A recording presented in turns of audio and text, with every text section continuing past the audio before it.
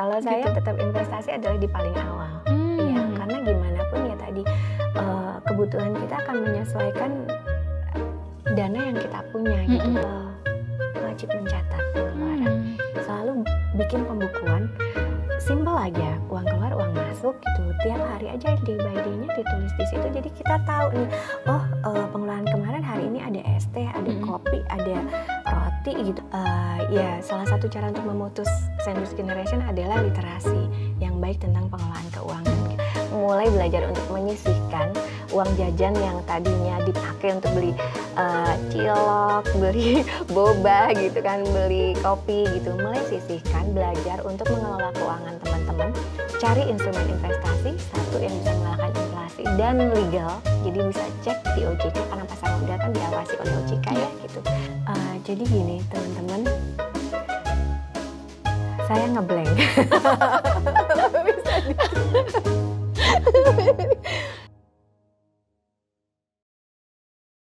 Halo, Assalamualaikum warahmatullahi wabarakatuh. Selamat pagi Sobat Expos Indonesia. Kembali lagi bersama saya Ika Yuniati dalam Economic Chat Solo Post Media Group. Hari ini saya akan kembali mengajak rekan-rekan semuanya membahas suatu hal yang penting, yakni berkaitan dengan investasi. Dan kali ini di ruang kami sudah hadir Ibu Lely Makmuroh, Branch Manager PT Trimegah Sekuritas Indonesia Tbk Kacai Solo. Saya akan langsung menyapa beliau. Selamat pagi Ibu. Pagi Mbak. Sehat ya? Sehat, alhamdulillah. Sehat. Kayak yes enggak? Oh itu ada ininya ya? Enggak. Biar semangat mungkin kita perlu ya ada jargon pagi gitu. Gitu.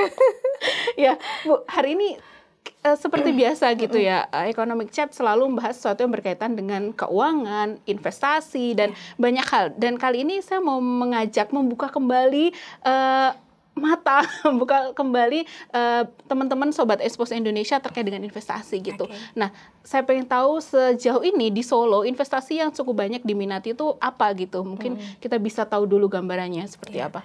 Sebenarnya kalau mulai dari pandemi kemarin pasar modal ya tentu saja gitu. Karena kan pandemi kemarin kan banyak orang yang di rumah aja gitu kan, jadi memang work from home juga gitu, jadi mostly adalah pasar modal, which is itu ada aplikasinya gitu, dan challenging juga sebenarnya gitu, terutama memang bisa dicek SID banyak terbentuk tuh waktu pandemi kemarin gitu, terutama anak muda juga gitu Mbak. Dan anak muda udah mulai banyak ya? Sangat banyak sekali, bahkan mulai dari kuliah, bahkan SMA kelas 3 yang udah punya KTP itu sudah banyak sekali yang gabung dengan pasar modal ya gitu.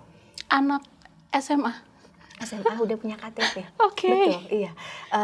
Ngisi di OJK, jadi diminta sama OJK untuk mengisi di depan 100 guru SMA dan SMP. SMA-nya se-Jateng, SMP-nya se-Surakarta Raya gitu. Nah, kebetulan karena beliau yang hadir di situ mungkin melihat bahwa ini memang bisa disampaikan, ya dideliver ke siswa-siswanya, which is mereka bisa mempersiapkan masa depannya dengan lebih baik dengan mengelola keuangannya secara bijak gitu kan. Akhirnya mengundang kami untuk mengisi di sana. Jadi kemarin kebetulan ada salah satu SMA itu sekitar 400 siswa kami ngisi di sana gitu. Jadi pertama memang kami buka mindset dulu tentang pengelolaan keuangan, baru ke instrumen investasi pasar modal, dan animonya luar biasa gitu. Ada yang belum punya KTP, ada yang udah punya KTP, bahkan sampai menanyakan aplikasinya apa Bu gitu. Ini nggak jualan ya gitu, sampai saya sampaikan gitu. Jadi boleh, mau beli di bank boleh, mau beli di sekuritas lain boleh, silahkan gitu. Selama memang itu sesuai dengan profil resiko dari nasabah atau calon investor tersebut gitu. Dan banyak yang follow up. Dari 400 itu? Banyak Mbak, banyak. Karena kan memang kami biasa kalau edukasi gitu kan kami selalu sampaikan kalau misalnya ada yang mau ditanyakan nggak apa-apa, feel free aja untuk kontak kita gitu kan. Jadi buat kami gini, semakin terbuka orang dengan pasar modal, semakin terbuka orang dengan pengelolaan keuangan dia, akan semakin bagus ke depannya gitu kan. Jadi dia bisa mempersiapkan sedari dini gitu kan. Karena kan melihat dari pandemi kemarin, tahu sendiri bisnis nggak gerak gitu kan. Bisa dibilang masif tuh ya justru di bisnis kami gitu, jadi di pasar modal gitu kan, sedangkan bisnis-bisnis yang konvensional nggak ada yang gerak gitu. Nah itu sih, jadi supaya orang-orang tuh memang benar terbuka tentang dana darurat. Oh iya, pos-posnya udah ada nih gitu. Jadi seperti itu. Tapi kalau sebelum pandemi, anak muda tidak terlalu banyak yang tertarik? Tidak terlalu ya, banyak tapi nggak semasif yang sekarang gitu. Kalau sekarang masif banget, apalagi banyak influencer yang ngasih tahu tentang apa namanya investasi kan gitu. Ya, itu aja sih. Cuman memang ada beberapa anak muda yang karena maunya langsung dapat instan gitu kan, kadang-kadang sampai blunder sendiri gitu. Jadi mereka masuknya ke instrumen-instrumen yang tanda kutip gitu. Gitu sih, Mbak. Tapi sebenarnya seberapa penting sih investasi bagi anak muda gitu? Penting banget, penting banget. Ya, salah satu cara untuk memutus sandwich generation adalah literasi yang baik tentang pengelolaan keuangan gitu. Jadi saya berupaya untuk memutus itu dengan saya belajar banget gitu tentang pengelolaan keuangan seperti apa. Nah, saya harap anak muda di luaran sana menjadi sandwich generation itu berkah yang luar biasa. Hormat saya lah untuk para sandwich generation di luar sana gitu. Jadi bukan terus nggak mungkin, karena kemarin kayak saya ngisi di BLK, kalau sekarang namanya apa ya saya lupa, Balai Latihan Kerja lah gitu. Jadi diminta untuk ngisi di sana tentang financial planning dan tentang investasi di pasar modal. Ada salah satu yang bercerita, Bu, saya sandwich generation, saya membuat nyisihin aja saya susah banget gitu. 10.000 bisa nggak nyisihin gitu? Saya tanya, bisa Bu, oke sisihin 10.000 gitu. Bisa nggak lepas dari sandwich ini? Sampai nanya ke saya gitu, saya punya hutang sekian gitu. Jadi sampai seperti itu, Mbak. Dan itu jamak di masyarakat kita, sangat jamak sekali gitu. Jadi emang harus tahu tentang perencanaan keuangan yang benar itu seperti apa, masuklah ke instrumen investasi yang benar dan legal itu seperti apa gitu. Ada satu cerita lagi, jadi banyak nih sebenarnya, cuman ini membekas ya. Jadi ada salah satu nasabah kami yang punya yayasan. Beliau membawahi hampir 25 rumah sakit yang ada di Indonesia. Ada salah satu karyawan beliau di deretan manajemen yang purna pensiun. Pada saat pensiun, biasa kan kalau pada saat pensiun usia putrinya sudah memasuki usia pernikahan. Rata-rata demikian. Beliau menikahkan putrinya pakai uang pensiun. Waktu itu uang pensiun beliau tuh 500 juta. Banyak dong sebenarnya ya gitu. Cuman ternyata tidak kembali gitu. Jadi tidak seperti yang diharapkan pengembaliannya. Akhirnya beliau kembali lagi ke manajemen rumah sakit tersebut. Tahu nggak, minta kerja lagi. Iya, nggak bisa. Karena aturan dari manajemen memang tidak diperbolehkan. Akhirnya yayasan tersebut, walaupun mereka sudah punya punya dana pensiun sendiri ya, yayasan tersebut mengajak kami untuk meliterasi para karyawannya yang ada di rumah sakit di bawah yayasan tersebut untuk apa? Perencanaan keuangan. Jadi pengelolaan keuangan, tambahin, sisihin 10.000, 100.000, 200.000 silakan gitu. Yang penting ada dana yang disisihkan untuk diinvestasikan gitu. Jadi supaya kejadian-kejadian itu tidak terulang lagi. Karena kan kalau biasanya kaget ya Mbak, uang yang biasa sebulan, let's say misalnya 10 juta lah misalnya gitu kan. Tahu-tahu dapat 500 juta kan agak kaget ya. Pernah kan langsung habis. Betul, langsung beli apa nih gitu kan. Shock banget gitu. Sama kayak yang dapat pembebasan tanah, dengar cerita kan satu keluarga beli 5 mobil gitu kan, padahal belum ada satu pun yang bisa nyetir. Itu karena kurangnya pengetahuan mereka tentang gitu. Nah, jangan sampai itu terjadi gitu loh. Gitu, itu aja sih. Jadi sebenarnya memang investasi ini penting banget untuk mencegah hal-hal seperti itu ya, ketika masa tua mereka akhirnya bingung, atau yang paling sekarang lagi ngetren memang sandwich generation ya. Bisa memutus mata rantai sandwich generation. Nah, lalu investasi apa nih kira-kira Bu yang kayaknya prospektif gitu untuk anak muda di masa sekarang? Banyak ya sebenarnya. Investasi itu kan nggak cuma di pasar modal ya. Sekarang yang lagi hits emas. Lihat ya toko emas banyak banget tuh yang beli-beli gitu kan. Emas, tanah, properti. Oke, tapi properti dan tanah kan memang butuh dana yang lumayan besar. Plus tidak liquid ya kan gitu. Cuman kalau melihat dari pertumbuhannya, wah mau setahun 20% ya bisa-bisa aja gitu kan.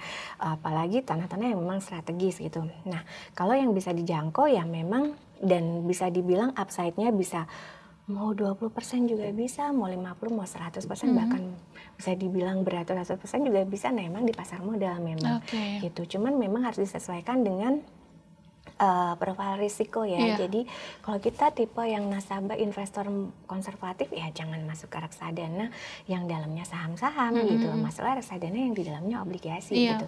Tapi kalau kita agresif ya biasanya yang Di reksadana saham ya. itu iya betul pilih saham atau reksadana saham gitu. Itu sih. Jadi memang ini yang paling banyak diminati kalau mungkin bisa disurvei ya nanti emang pasar modal sih untuk saat ini gitu. Yang itu bahkan bisa modalnya 10.000 sekalipun ya. 2 kantong es teh, ya kan? Kantong es Perlu teh. disebut mereknya. Nggak perlu ya sepertinya. Nah, reksadana cukup menarik. Tadi sempat disebut ada dua mungkin reksadana yang mungkin progresif atau yang satunya lagi. Nah, kira-kira kalau di Solo melihat kondisi mungkin masyarakat di Solo atau anak muda di Solo, itu yang paling pas apa sih dari pilihan reksadana itu? Colorful ya kalau di sini ya. Biasanya kalau di kami itu nggak cuman anak muda siapapun yang baru pertama kali masuk ke pasar modal itu biasanya kami sarankan untuk masuk instrumen yang paling stabil dulu gitu. Bisa dibilang liquidity volatility-nya nggak terlalu besar gitu. Karena reksadana atau produk pasar modal balik lagi apakah ada faktor resiko di situ? Pasti ada. Semua bisnis itu kan pasti ada. Semua investasi pasti ada resiko. Cuman kan bagaimana kita bisa menyeimbangkan resiko itu dengan profil kita gitu kan. Jadi biasanya di kami itu kalau mau masuk ke reksadana pasar uang dulu. Which is di dalamnya kan adalah obligasi-obligasi yang jatuh tempo paling nggak ada setahun dah jatuh tempo gitu kan. Termasuk di dalamnya obligasi negara gitu kan. Obligasi negara aman banget. Iya. Kalau udah biasanya kalau obligasi negara paling dipilih ya. Iya, betul. Nah, sekarang ini banyak anak muda yang sangat concern banget dengan obligasi negara itu. Jadi bisa ke obligasi negara, bisa ke reksadana pasar uang. Oh, kayaknya 5% indikatifnya kan reksadana pasar uang 5%. Misalnya nih 5% kurang ya gitu. Nah, naik lagi nih ke reksadana pendapatan tetap 7-8% indikatif. Kurang nih misalnya. Oke, bisa ke reksadana campuran atau reksadana saham gitu kan. Market normal 15-20% atau masuk ke saham langsung juga nggak apa-apa gitu. Gitu sih. Cuman sekarang yang war ticket tuh nggak cuman Blackpink Mbak atau Coldplay. Ori. Iya, Ori gitu. Saya kan ada juga ya kontak salah satu narasumber di salah satu bank gitu. Dia tuh update, ini Ori yang baru. Oh, sebentar lagi nih banyak nih, abis ini banyak udah habis, jadi update terus gitu. Ternyata cukup banyak gitu peminatnya. Masih banget. Bahkan kami di kantor nih sampai satu ngadep komputer, satu ngadep laptop, ada bahkan 3 peran. Nah, kita bareng-bareng klik nih, kan mulai open nih ya, bareng-bareng klik, satu pun tidak ada yang dapat tetot gitu, jadi habis langsung gitu. Makanya sampai war ya? Ya, sampai war. Bayangkan 6 orang kali 3 perangkat tuh berapa gitu kan. Jadi luar biasa lah gitu. Makanya kami bersyukur ya, karena kan dengan begitu masyarakat itu jadi bisa dibilang turut membantu negara juga kan gitu. Karena kan ya kontribusi kita terhadap negara kita lah gitu. Berarti itu bisa dikatakan kabar baik ya Bu, bahwa ternyata minat terhadap reksadana, Ori ya khususnya itu cukup tinggi gitu. Orang berarti udah mulai investasi. Betul, betul. Reksadana pasar uang juga sangat masif banget sekarang gitu. Cuma memang biasanya kami sarankan Ori reksadana pasar uang karena kan Ori minimal 1 juta gitu. Sometimes ada orang yang nggak mau nyoba dulu segitu gitu kan, maunya yang murah-murah dulu deh gitu. Ya kami saran reksadana pasar uang pecah 2 dengan reksadana saham gitu. Jadi kayak misalnya reksadana saham buat apa ya nanti kalau misalnya mau liburan 3 tahun lagi gitu kan, atau mau naik haji misalnya gitu kan, atau mau nyekolahin anak misalnya gitu. Nah, saya sendiri belajar reksadana waktu itu dengan pecah 1 produk dulu karena anak saya waktu itu umur 3 bulan saya masuk ke reksadana saham saham waktu itu karena saya waktu dulu sebenarnya bukan tipe agresif, sekarang agresif banget. dulu bisa dibilang konservatif moderat. Iya, dulu. pasti akan masih milih-milih dulu ada ketika masih belajar gitu. Betul gitu. Nah, anak saya playgroup umur 4 tahun, saya cuma ngambil keuntungan loh dari reksadana saham, bukan pokok yang saya masukin setiap bulan. Kebayang nggak? Jadi setiap bulan waktu itu saya masukin 500.000 pakai installment. Saya cuman ngambil keuntungannya untuk masukin anak saya di playgroup. Gitu terus, karena saya benar-benar disiplin ngisiin tiap tanggal 25 ya gitu. Jadi anak saya SMP, saya ngambil dari uang tersebut untuk bayar biaya sekolahnya dia, gitu seterusnya. Anak saya kedua pun sama, saya pecah produk karena uang yang reksadana A, reksadana saham A untuk anak yang pertama, reksadana saham B anak yang kedua. Gitu. Nah, kalau untuk dana pensiun saya dan suami, ya walaupun dari kantor juga ada ya gitu, cuman kan anggap ini tambahan aja gitu. Nah, itu pecah. Ada lagi juga. Lagi ya. Itu sih. Tapi kan kalau bicara saham itu juga naik turun ya. Betul. Kalau saya lihat tadi kan jenengan bilang bahwa seolah ini konsisten terus di situ terus tuh. Nah, apakah selama ini juga harus melihat gitu soal naik turunnya saham seperti apa untuk orang-orang yang masih baru belajar itu bagaimana memulainya?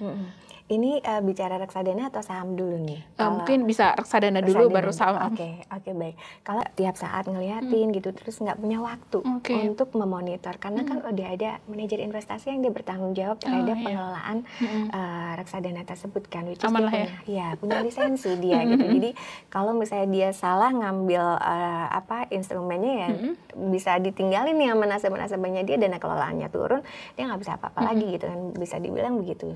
Jadi memang reksadana diperuntukkan untuk orang-orang yang sibuk, orang-orang yang udah pokoknya saya taruh dana saya harapannya berkembang gitu, bisa di atas deposito gitu kan, dan bisa ditarik sewaktu-waktu. Silahkan ke reksadana. Terus apakah saham harus dimonitor terus? Tidak juga gitu, tapi memang evaluasi berkala wajib ya, Mbak. Perlu dicek. Ya, intip-intip lah sedikit gitu kan. Nah, itu sebulan Biar sekali, tahu. 2 bulan sekali, betul. Cuman kalau saham harusnya kalau ambil sahamnya benar ya nggak perlu ngecek tiap hari ya. Tapi kalau sahamnya yang high kolesterol ya memang iya gitu. Jangan sampai ditinggal gitu kan. Karena kan emang balik lagi kolesterol tinggi kan gitu. Jadi saham-saham yang memang bisa dibilang dia faktor penggeraknya tidak bisa diprediksi gitu loh. Dia bisa gerak naik dan turun tuh seperti apa gitu. Itu. Tapi kalau saham-saham kayak sekarang nih, saham-saham perbankan kan lagi diskon banget. Lagi oke juga ya. Iya. Untuk salah satu saham bank aja udah paling rendah nih gitu dari 2019 loh. Kita udah dapat diskon berapa tahun tuh, 5 tahun gitu kan. Cukup banyak. Nah, selama ini kalau kita dibilang sudah banyak dijelasin ya saham dananya, resiko terbesar dari reksadana dan juga dampak positif yang akan kita dapetin ketika kita memilih reksadana sebagai instrumen investasi itu apa sih Bu kira-kira? Kalau resikonya lebih ke resiko penurunan harga kalau di reksadana. Jadi ada harga yang bertumbuh di situ. Even itu bond atau obligasi kan tetap ada harga yang bertumbuh di situ gitu kan. Cuman memang nggak kayak saham yang lumayan volatile ya gitu. Yang kedua adalah resiko one prestasi dari manajer investasi gitu. Cuman itu rata-rata sih selama ini saya sih belum nemu ya tentang itu ya. Terus itu lebih ke penurunan harga sama one prestasi dari MI. Bisa dimitigasi. Oh, satu lagi, kalau mau ambil reksadana pastikan, kecuali reksadana yang baru launching ya, tapi kalau misalnya dia usianya sudah misalnya di atas 5 tahun, ternyata dana kelolaan dia kurang dari 10M atau dana kelolaannya mepet nih di 10M gitu, karena kan aturan OJK satu manajer investasi untuk satu produk minimal kan harus AUM-nya 10M ya. Kalau tidak nanti dalam waktu 90 hari kerja itu akan dilikuidasi gitu kan. Nah, jadi hati-hati, monitor aja tentang dana kelolaan itu.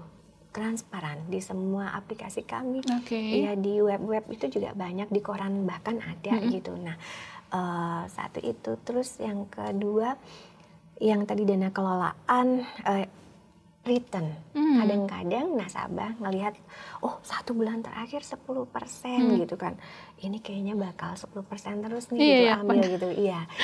Jangan seperti itu gitu. Tetap buka fund fact sheet-nya dia, lihat stabilitas dia. Kadang-kadang kan ada ini case ya, waktu 2012 itu ada satu reksadana yang dia itu pertumbuhannya itu hampir 45%, 42, sekian persen. Wow. 1 tahun, Mbak. Itu tinggi sekali. Betul. Reksadana saham sebenarnya wajar. Cuman kondisi marketnya waktu itu sebenarnya nggak sebombasis itu sebenarnya gitu. Cukup banyak sekali.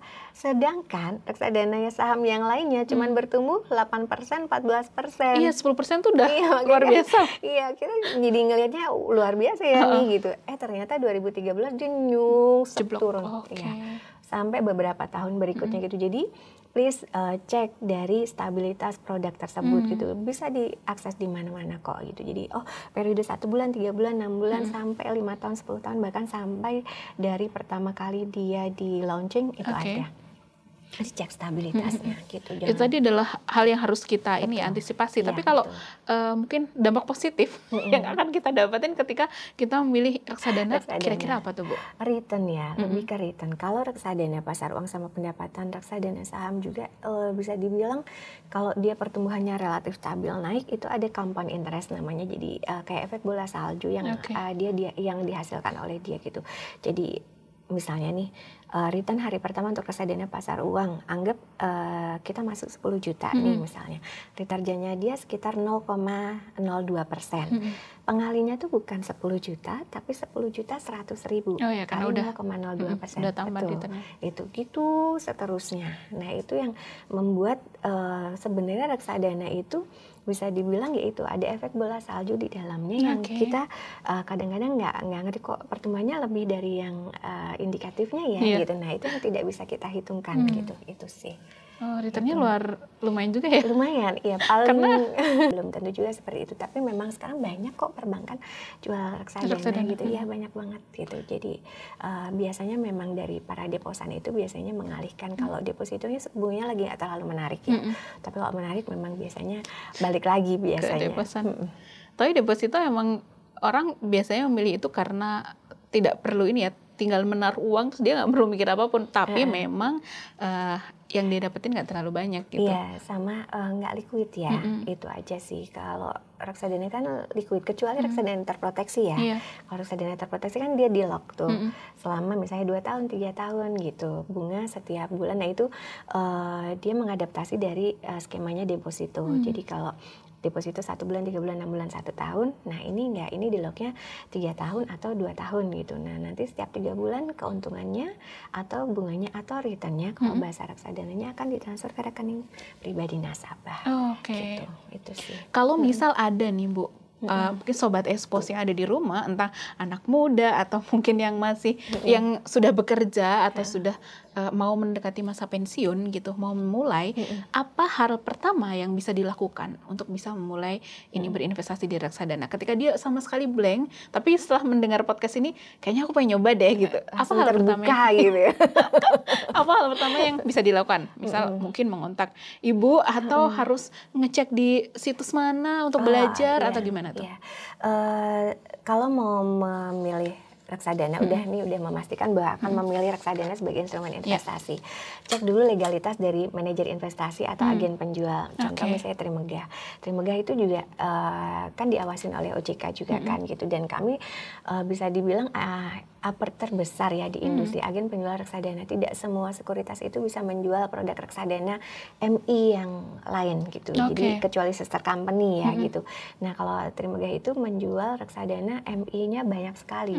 Sampai saat mungkin sekitar hampir 30 manajer investasi yang ada di Indonesia gitu.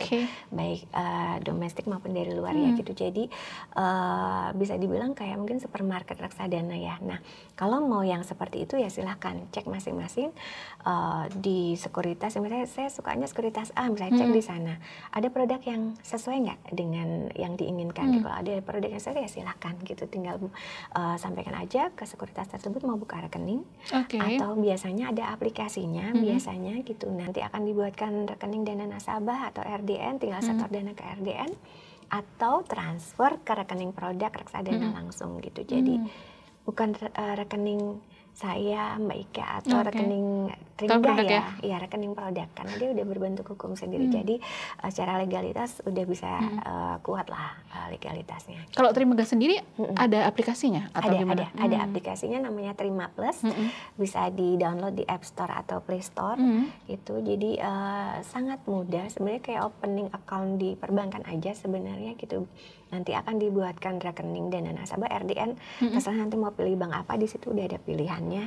Ya udah semudah itu sih. Jadi nanti tinggal setor ke RDN atau setor atau transfer ke rekening produk seller ya, atau bawa uang dikasih ke saya.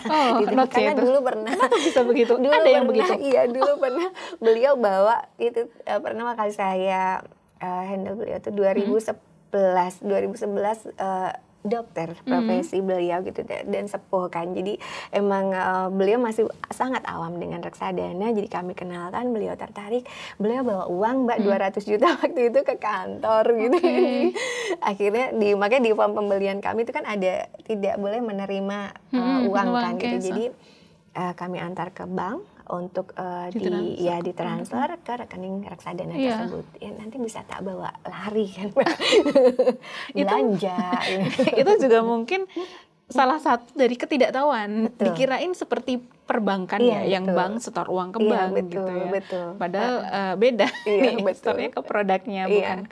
Nah itu mungkin bisa jadi ini ya, kalau nanti ada yang menawarkan reksadana atau produk pasar modal sini, uangnya saya bawakan saja, jangan pernah sekali-kali diterima gitu. Bahkan kayak pembelian ori aja nanti masuknya ke jadi bawa bukti kode billing ya ke bank.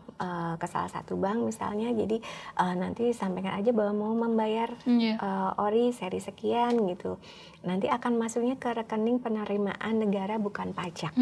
Jadi slipnya itu adalah penerimaan negara bukan pajak gitu. Jadi aman itu gitu loh, jadi nggak perlu khawatir. Pokoknya kalau misalnya yang nawarin, oh nanti ini ke saya aja nih, saya kelolain, nah nggak usah percaya ya nggak usah. Apalagi misal ini uangnya nanti saya yang store gitu, jangan percaya. Jangan gitu. Tapi kalau misal kayak di aplikasi Trimegah gitu Bu, di situ ada juga edukasi.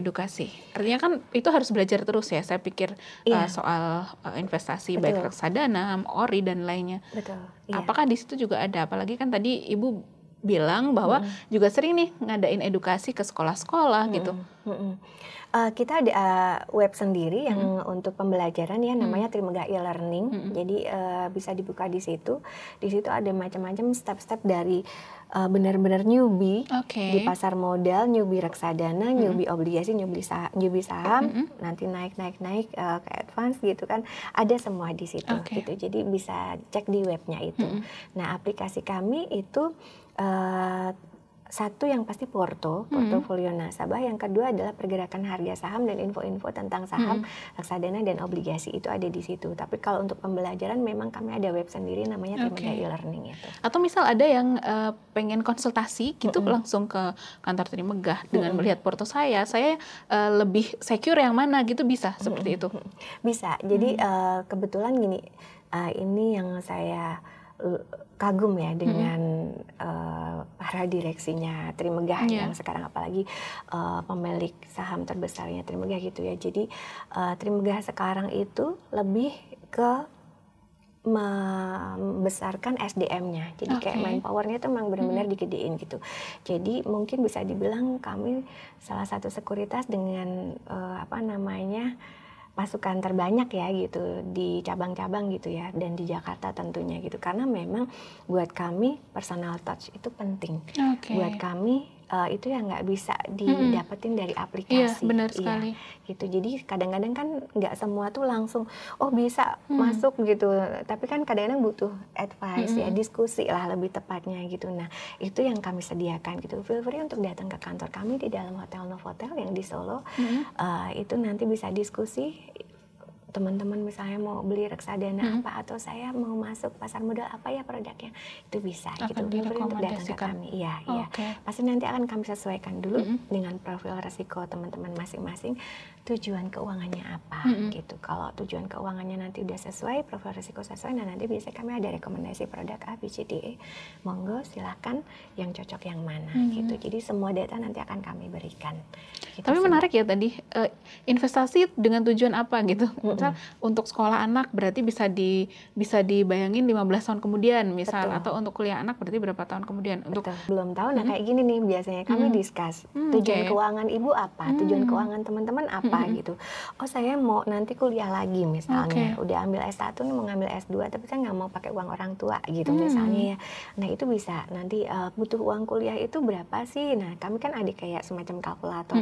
Oh berarti harus sisihin berapa ribu nih dari income setiap bulan ya gitu, untuk masuk ke produk reksadana itu gitu. Jadi kami sesuaikan. Biasanya memang kami yang memberikan advice itu, karena balik lagi literasinya tuh harus berjalan gitu loh tentang keuangan itu aja sih. Jadi jangan sampai besok-besok tuh bingung, aduh mau ini uangnya dari mana ya, mau ini uangnya dari mana ya gitu. Nah itu memang harus dimilikin sih, basic lah kalau itu sebenarnya ya. Makanya kalau udah tahu basicnya itu pasti enak banget lah jalannya nanti gitu. Jadi memang biasanya kami arahkan untuk pecah produk sesuai dengan tujuan keuangannya, itu aja gitu. Jadi tujuan keuangannya untuk hari tua ya berarti produknya yang ini, tujuan keuangannya untuk misalnya dana yang sewaktu-waktu mau dipakai, posnya yang ini untuk reksadananya gitu sih Mbak. Sekarang yang saya pengen tahu adalah berapa gitu uang yang kita butuhin untuk bisa investasi saham. Kadang kalau orang udah untuk investasi reksadana gitu, orang kalau udah bahas reksadana saham seolah-olah tuh hanya orang yang berduit. Itu ada mindset kayak gitu. Iya, betul. Dia ini saham berarti dia udah yang kaya raya banget atau punya duit yang sisa gitu misalnya. Nah, berapa yang dibutuhin gitu? Atau kalau kita melihat konteksnya Kota Solo dengan UMR UMK 2,1 2,2 yang orang kadang khawatir dengan UMK segitu apa bisa gitu melanjutkan hidup dengan menyekolahkan anak sampai kuliah dan lain-lain. Apakah dengan gaji UMR Solo kemudian kita juga investasi di reksadana itu bisa membantu supaya keuangan kita lebih secure? Gimana tuh Bu kira-kira? Bisa sih gitu, karena balik lagi kita itu kan kadang-kadang ini ibarat uang itu ibarat air dan gelas ya. Semakin banyak gelas yang kita sediakan kan semakin butuh banyak airnya kan. Jadi sebenarnya kan mindset yang ada di kita sendiri, kita mau pengeluaran seberapa besar sih gitu. Karena gini kayak misalnya udah mau berkeluarga mau enggak, biasanya kita udah tahu pengeluaran kita setiap bulan tuh berapa, ya kan Mbak gitu. Misalnya nih pengeluaran setiap bulan, let's say paling parah ambil porsi 80% dari total income kita gitu.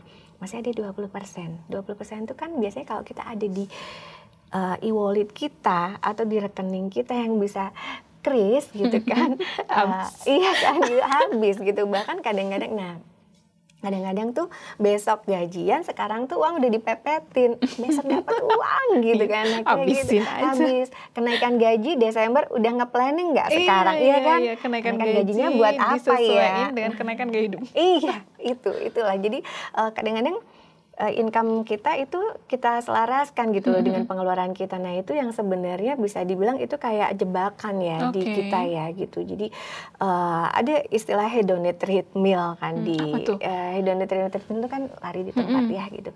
Hedon itu kayak hidup hedon. Jadi misalnya nih kalau ada slide saya berikan slide-nya. Jadi silakan.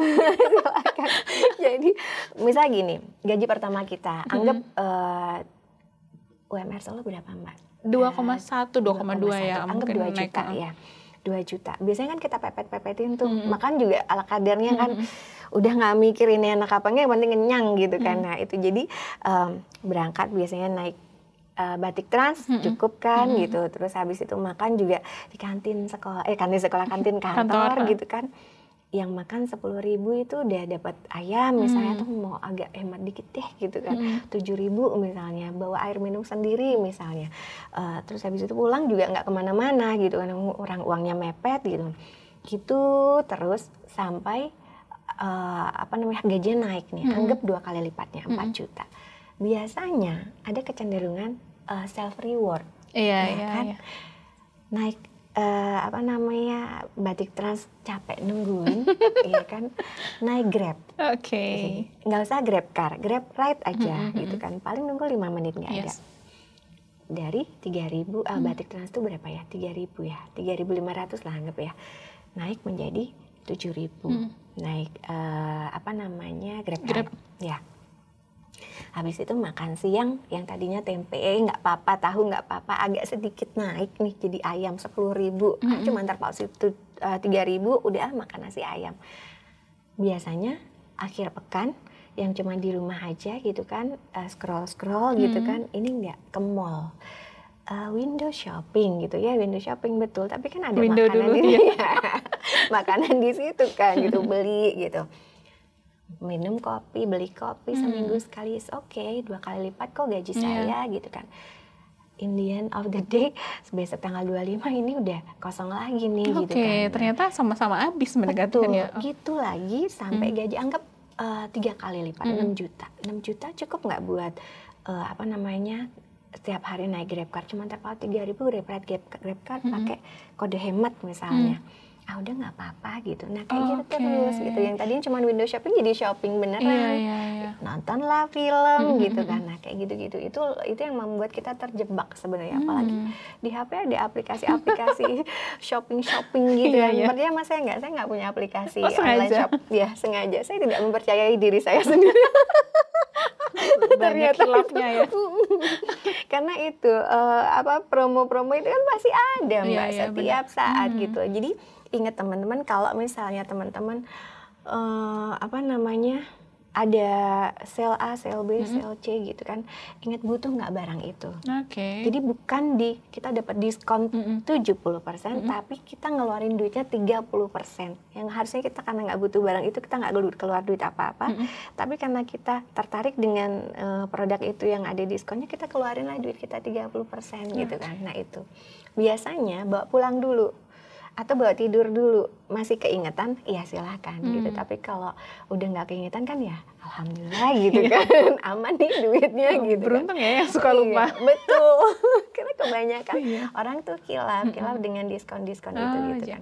Berarti idealnya seharusnya ketika ada kenaikan gaji, investasi yang dinaikkan. Betul, iya. Misalnya tahun depan gaji Januari ini Desember naik 10%, sisihkan langsung 10%, masukin ke instrumen investasi. Nah, mungkin saya ada beberapa tips ya. Jadi gini, biasanya kan di keluarga itu kan punya, terutama yang udah berkeluarga ya, tahu kan bahwa pengeluaran setiap bulan tuh misalnya ambil porsi berapa persen dari total pendapatan berdua gitu kan, sepasang suami istri. Misalnya anggap ambil porsinya 50%. 50% biarkan itu di rekening tabungan yang biasanya memang kita buat cash flow harian. 50% lagi pecah dua. Yang 30% masukin ke reksadana pasar uang yang bisa ditarik sewaktu-waktu cuma 1 hari kerja pencairan. 30% masukin ke rekening, yang satunya rekening perbankan, yang satunya buka aja rekening tabunganku di semua bank kan ya nggak kena biaya kan. Nah itu bahkan perlakuannya sama gitu kan, masukin ke rekening bank yang satunya yang bukan cash flow harian ya. Jadi itu anggap uang tak terduga, nanti cadangan tak terduga, biaya tak terduga. Sampai tanggal 25 berikutnya, yang ini nggak diutak-atik, 30 dan 20 nggak diutak-atik, yang 20 masukin ke yang 30, reksadana lagi. Dana baru 20 lagi masukin ke sini, 30 lagi masukin ke sini. Cukup bisa dimengerti nggak? Iya kan? Jadi 30 tambah 20 jadi 50, tambah 30 lagi jadi 80%, cuman perlu 2 bulan. Menarik sih. Gitu terus. Itu bisa diimplementasikan artinya gini, berapapun gaji yang kita dapetin gitu, memang kita wajib ya, menurut saya kayaknya wajib deh menyisihkan. Wajib. Jadi menyisihkan tadi yang 30 dan 20 gitu. Tapi sebenarnya kan dalam instrumen keuangan itu, analisis instrumen keuangan itu ada yang namanya kebutuhan pokok, dana darurat, investasi gitu. Investasi kadang biasanya ditempatkan di yang paling akhir. Itu benar nggak sebenarnya, Bu? Enggak, kalau saya tetap investasi adalah di paling awal. Iya, karena gimana pun ya tadi kebutuhan kita akan menyesuaikan dana yang kita punya gitu kan. Jadi itu tadi air dan gelas tadi itu semakin besar yang kita sediakan untuk alokasi uang yang diperlukan, ya akan semakin besar juga uang yang diperlukan. Jadi bikin semepet mungkin. Saya ada, besok dicoret deh ST-nya gitu, cukup kopi sama roti gitu aja. Jadi kita ngerti mana yang sebenarnya kita perlukan dan tidak. Nah, itu jujur saya implementasikan ke anak saya yang SMA gitu. Jadi dari SMP dia udah terbiasa untuk membuat pembukuan itu gitu. Jadi supaya apa ya, benar-benar bisa nata sendiri gitu loh nanti keuangannya dia seperti apa. Iya gitu, itu sih. Saya tapi jadi bayangin ya, misalnya ketika dengan gaji 2-3 juta gitu di Solo, ketika kita juga tetap menyisihkan untuk investasi, meskipun hanya mungkin 50-100 ribu gitu, nggak tahu 10 tahun ke depan, bisa jadi itu bisa jadi penyelamat ya, untuk entah untuk nyekolahin anak atau dana darurat dan lainnya. Betul, iya. Jadi memang itulah the power of compound interest itu ya gitu, yang kita nggak tahu gitu loh. Sebenarnya dia akan bertumbuh berapa persen gitu kan, apalagi masuknya misalnya ke reksadana saham atau ke saham langsung gitu ya, walaupun dengan volatility-nya gitu kan, in the long term harusnya kan dia elevasinya naik ya gitu. Nah itu sih, kalau misalnya ternyata pas naik kenceng banget ya nggak apa-apa profit taking gitu kan, nggak terus harus, tapi saya belum 10 tahun gitu, saya nggak apa-apa gitu, profit taking aja, amanin toh nanti kemungkinan turun juga ada. Iya, benar. Ya.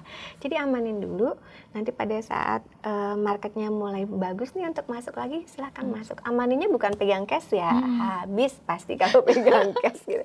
Amaninnya masuk ke kantong reksadana lagi gitu, jadi reksadana pasar uang, untuk itu ditumbuhkan 5% netan ya gitu.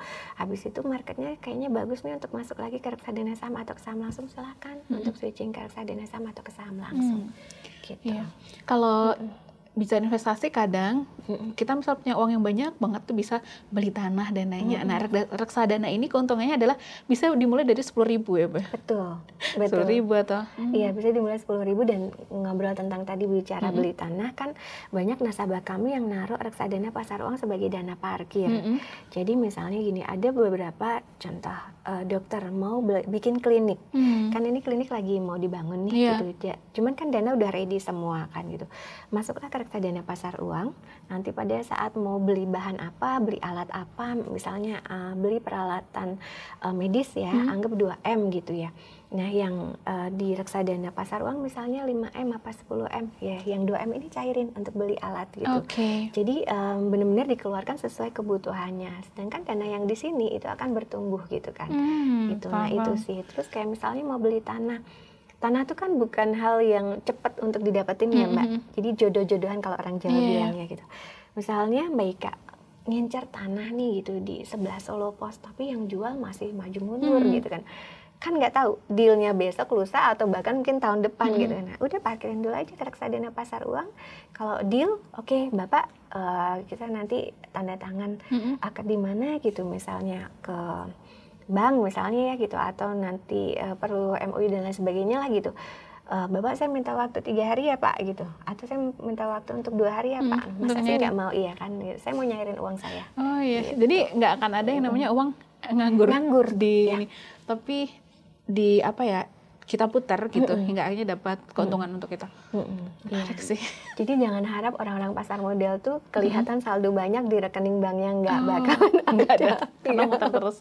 Tapi kuncinya tadi ya harus mengecek gitu sekuritas yang yang dipakai gitu, dan juga bagaimana legalitasnya gitu, sesuai dengan profil kita gitu. Dan ada poin tadi yang menarik banget kalau tadi Bu Lely sampaikan bahwa seberapapun gaji kalian gitu, wajib gitu untuk investasi saham.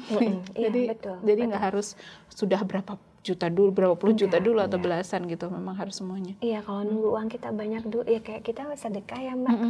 Nanti kalau saya kaya aja, saya mau ngasih banyak orang, ya kita belum tahu kayaknya kapan gitu, kita belum tahu punya uangnya kapan gitu.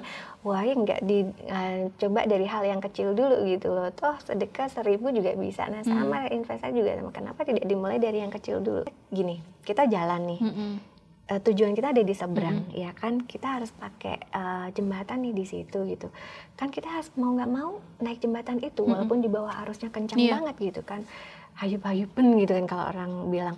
Tapi kita harus ke sana karena tujuan kita di sana gitu. Jadi kita mau nggak mau harus nginjak kaki dulu kan di tangga pertama. Habis itu jembatan kita udah lewatin 1/3, setengah gitu kan, otomatis kan kita pasti sampai seberang kan. Jadi bisa dibilang kayak tujuan keuangan kita tuh seperti itu gitu loh. Kapan kita nginjek kaki di instrumen investasi, kalau kapan tujuan investasi kita tercapai, tujuan keuangan kita tercapai, kalau kita nggak buru-buru menginjakkan kakinya di instrumen investasi gitu. Tapi benar juga sih analoginya. Kapan kita akan sampai ke ujung sana kalau nggak segera melewati jembatan untuk sampai ke sana? Iya, ingat biaya hidup semakin meningkat, ada namanya inflasi, ya kan? Ancaman inflasi itu lumayan besar, rata-rata di Indonesia sekitar 4-5% normal ya gitu. Itu yang akan menggerus uang kita sebenarnya gitu. Jadi cari instrumen investasi yang bisa ngalahin inflasi.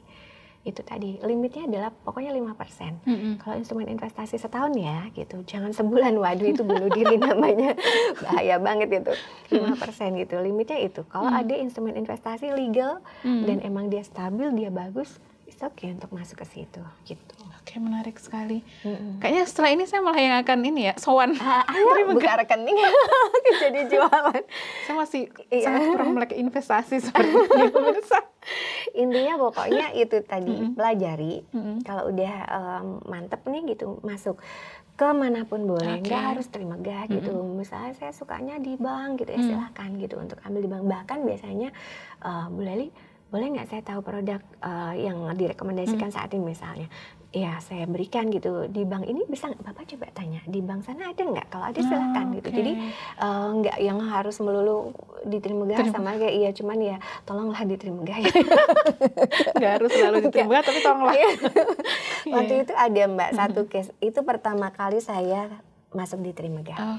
Ada bapak-bapak waktu itu datang ke kantor, waktu itu belum ada BPJS Serta, seingat saya ya gitu. Jadi bapak itu menanyakan ke saya gini, Bu, saya mau menurut Ibu gimana? Saya mau masuk ke pasar modal, saya masuk ke reksadana, saya pengen beli reksadana, tapi saya juga pengen asuransi.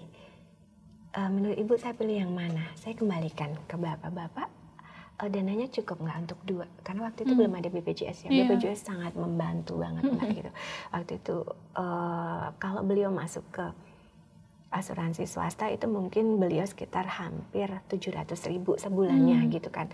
Jadi saya tanya, uang Bapak cukup nggak gitu? Kalau perlu kira-kira berapa biasanya Bu gitu loh. Ya anggap misalnya Bapak asuransi Bapak harus 700. Waktu itu reksadana masih 250.000 minimal. Jadi anggap 1 juta. Bapak ada nggak 1 juta untuk disisihin setiap bulan nih untuk pecah 2 produk?